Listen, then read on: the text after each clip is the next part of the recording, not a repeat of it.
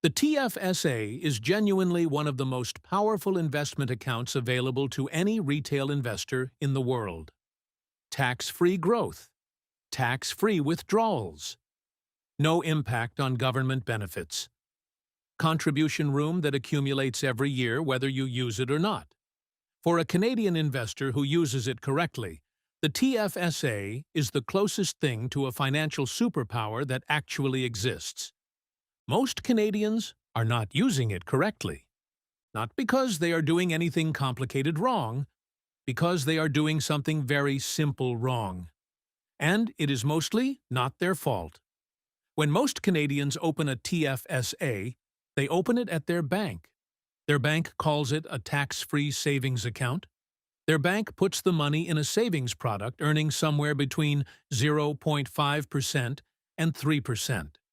And the Canadian who opened the account, who did exactly what they were asked to do, has now spent years or even decades watching one of the most powerful compounding vehicles available to them earn the same rate as a checking account with a nicer label on it.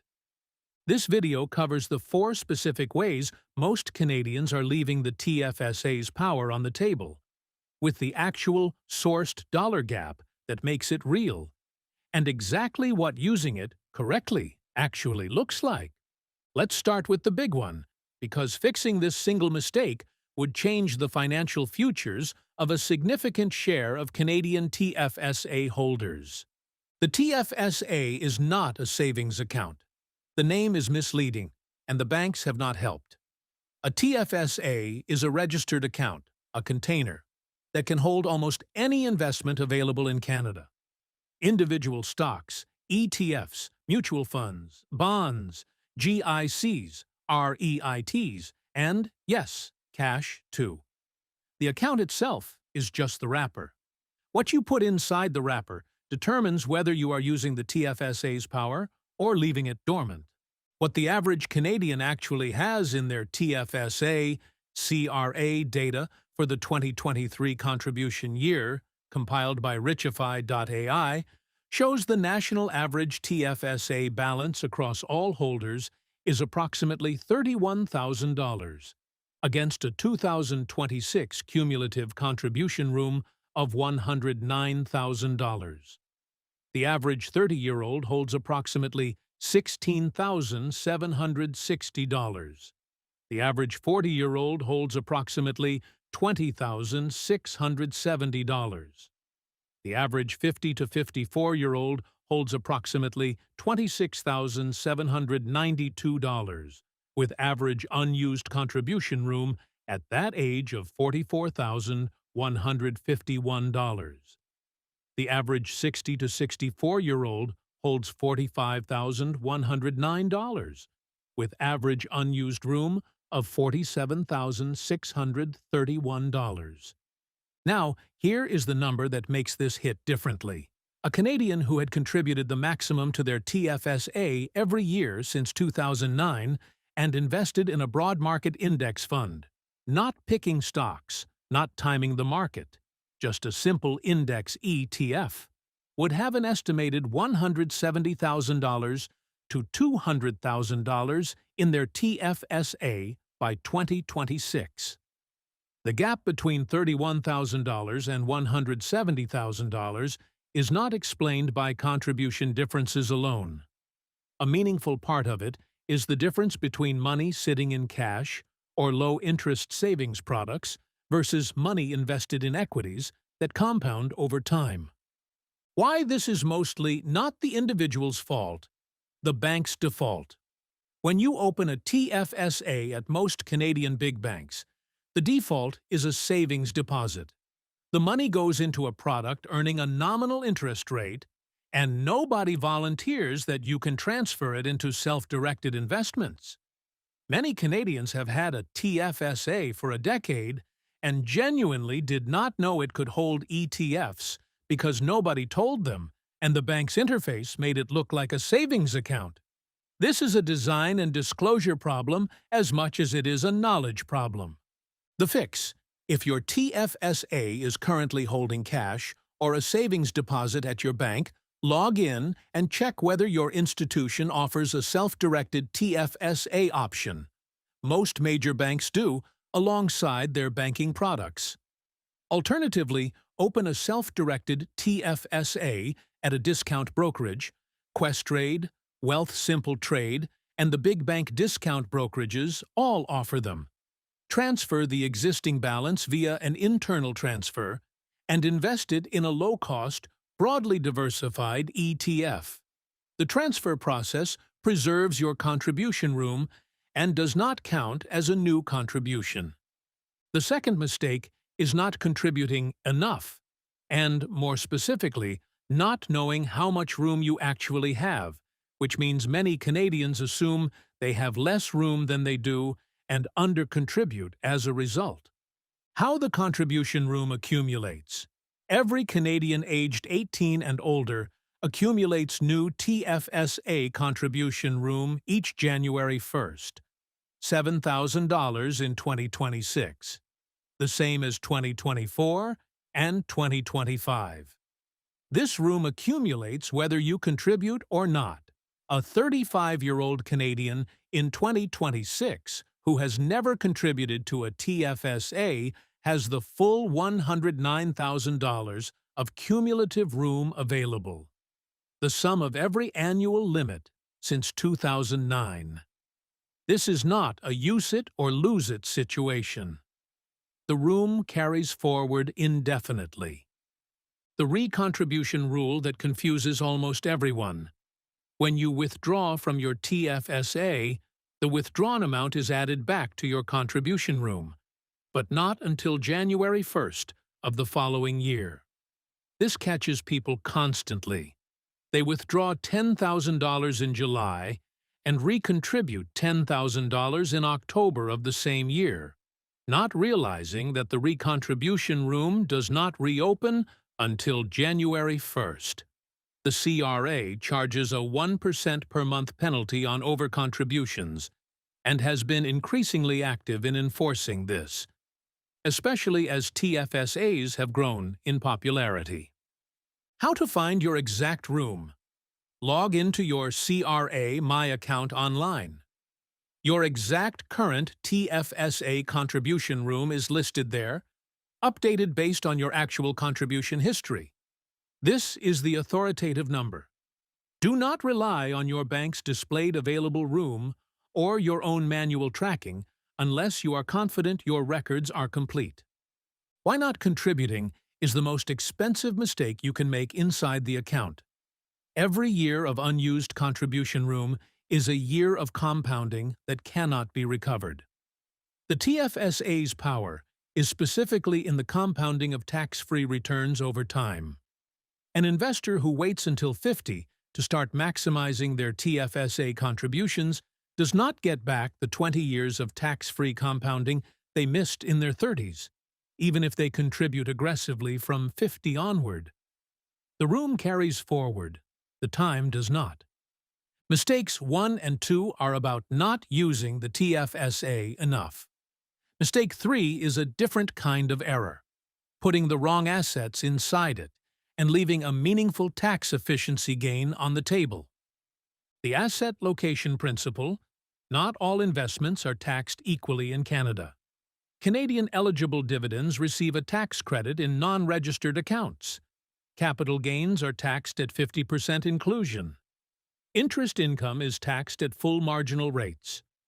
U.S. dividends are subject to a 15% withholding tax in a TFSA but are exempt in an RRSP under the Canada-U.S. tax treaty. This means where you hold a specific investment matters almost as much as what you hold.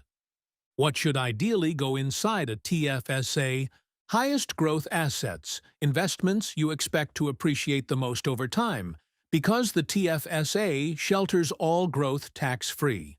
A stock or ETF that doubles inside a TFSA generates zero tax on that gain. The same stock that doubles in a non-registered account generates a capital gains tax bill at disposition. Canadian dividend stocks, eligible dividends inside a TFSA, are entirely tax-free versus receiving the eligible dividend credit, but not full tax-free treatment, in a non-registered account. Interest-bearing assets, where the income would otherwise be fully taxed. GICs or bond ETFs, whose interest income would be taxed at full marginal rates in a non-registered account, benefit meaningfully from TFSA shelter. What should ideally not be prioritized in the TFSA U.S. dividend ETFs? The 15% U.S. withholding tax applies inside a TFSA and cannot be recovered. These belong in the RRSP, where the Canada-U.S. treaty exemption applies. A Canadian holding VYM or a U.S. dividend ETF inside their TFSA is losing 15% of every dividend to withholding tax that an RRSP holder in the identical position does not pay. The practical priority, TFSA for Canadian equities and high-growth assets. RRSP for U.S. dividend-paying investments. Non-registered for anything that overflows. This ordering optimizes after-tax returns from the same gross investment across accounts. The fourth mistake is treating the TFSA as a medium-term savings tool rather than what it genuinely is. One of the most powerful retirement income vehicles available to any Canadian, with specific advantages in retirement that the RRSP and RRIF cannot match. The three retirement-specific advantages of the TFSA that most Canadians never hear about. Advantage 1. TFSA withdrawals do not count as income. When you withdraw from a TFSA in retirement, the amount withdrawn does not appear on your tax return as income. This is fundamentally different from RRIF withdrawals, which are fully taxable as ordinary income.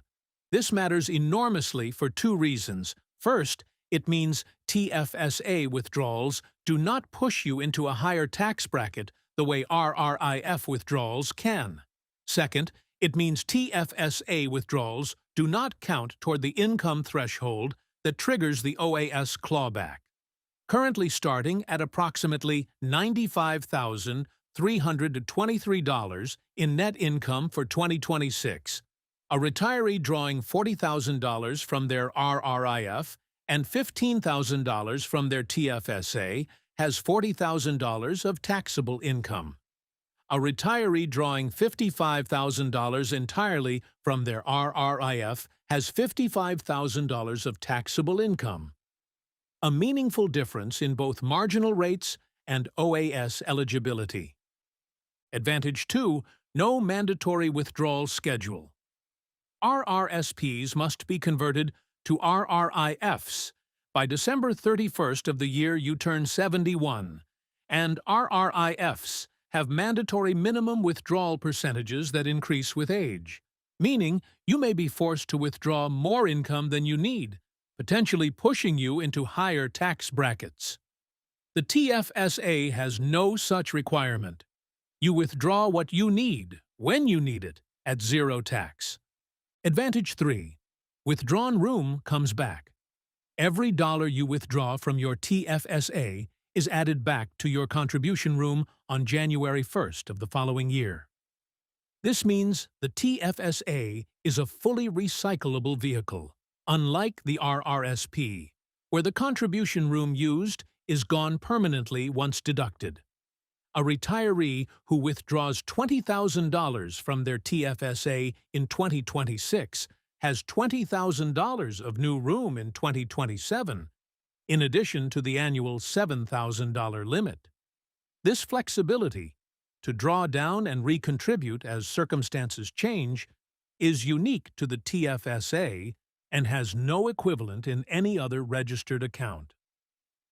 Let's come back to where we started. The TFSA is one of the most powerful investment accounts available to any retail investor in the world. Most Canadians are not using it correctly, and the gap between the average Canadian's TFSA balance of roughly $31,000 and what that account could look like with the same contributions properly invested is not a small one. Using it correctly looks like this. The money inside the account is invested in a low-cost, broadly diversified ETF, in quality Canadian dividend stocks, in assets positioned to compound over the long term. The contributions happen consistently, automatically if possible, because the time you cannot recover and the room you can.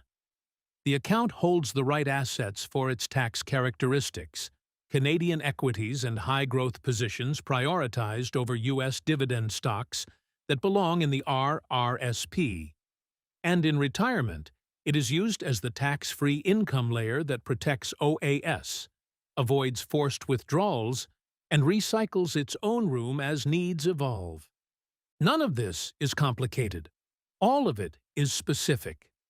And the gap between the average Canadian's TFSA and what it should be is almost entirely explained by the difference between a savings account with a fancy label and an actual investment account doing the job it was built for.